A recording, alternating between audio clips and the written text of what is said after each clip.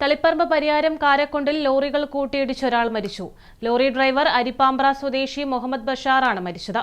3 പേർക്ക് പരിക്കുണ്ട്. ഇതിൽ ഒരാളുടെ നില ഗുരുതരമാണ്. പരിക്കേറ്റവരെ പരിയാരം കണ്ണൂർ ഗവൺമെന്റ് മെഡിക്കൽ കോളേജിൽ പ്രവേശിപ്പിച്ചു.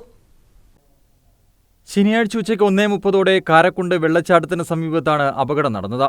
ഏഴും വയലിൽ നിന്നും പരിയാരം ഭാഗത്തേക്ക് ചെങ്കല്ലുമായി പോകുന്ന ലോറിയും എതിർദിശയിൽ മരക്കട്ടയുമായി വന്ന ലോറിയും തമ്മിലാണ് നേർക്കുനേർ കൂട്ടിയിടിച്ചത്.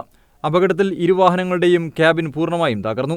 കല്ലുമായി വരികയായിരുന്ന ലോറിയിലെ ഡ്രൈവർ മുഹമ്മദ് ബഷാറാണ് മരിച്ചത്. ലോറിയുടെ ക്യാബിൻ മണ്ണുമാന്തി യന്ത്രം ഉപയോഗിച്ച് വെട്ടിപ്പൊളിച്ചാണ് ബഷാറിനെ പുറത്തെടുത്തത്. കൂടെയുണ്ടായിരുന്ന സുഹൃത്ത് അരിപ്പാമ്പ്ര സ്വദേശി അഭിജിത്തിന് ഗുരുതര പരിക്കേറ്റു.